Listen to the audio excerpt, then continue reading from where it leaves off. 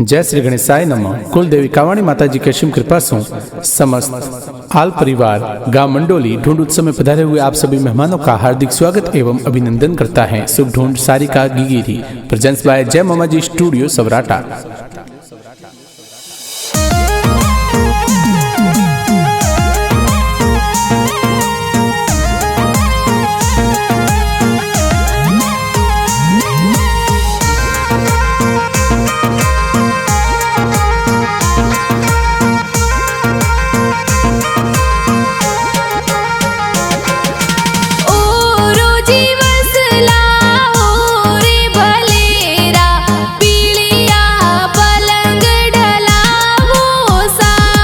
अरे सारिका गिगिरी ढूंढ ढूंढी जे सगला कोड करावे सा जाटे मोड़े गिगिरा दादो सा उड़ कर जौंजर जायो सा।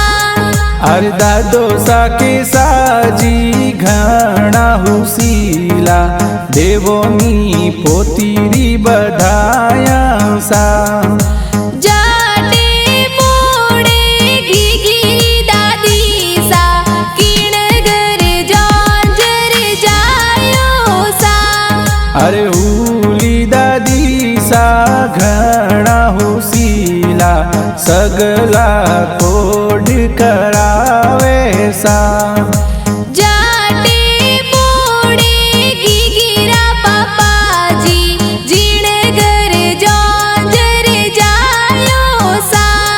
अरे पापा जी हरसण जी लाड लड़ावे सोनेर वाली चैन लावे सा। जाटे मोड़े गिगिरी माता जी जीण घर जौंजर जायो सा। अरे मम्मी जी हुसीला लसू जी है घना घना लाड लड़ावे सा।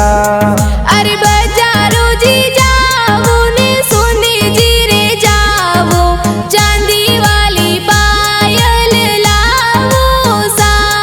अरे बड़ा पापा जी मादा जी लाड लड़ावे आतो वाली घड़ियां लावे सा।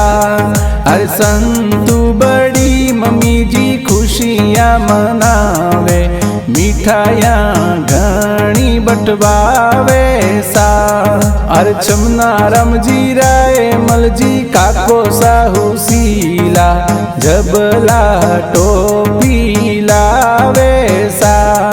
अरे गिगिरा बुआ सा घणा हुसीला बालुड़ो प्यारो लावे सा। अरे अणसी बुआ सा घना हुसीला सोनेर वाला लूंग ले आवे सा।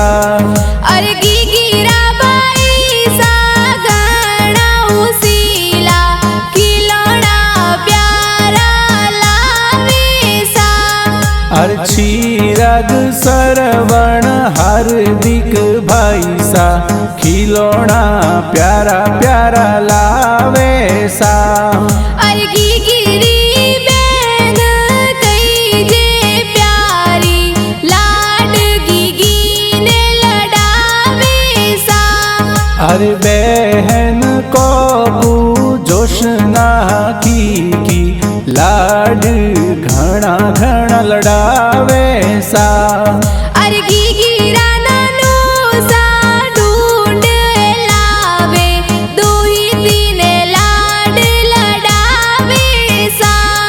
अरे अजबाजी नानो सा सज धज आवे ढूंढ माई ए तो पधारे सा। गिगिरी नानी सा ढूंढ में आवे दो ही दिन हिलो हिलो गावे सा। अरे नानी सा गैरी देवी ढूंढ ले आवे दो ही तीने ए उलरावे सा। अरे मामो सा ढूंढ में चांदी री पायल बाणी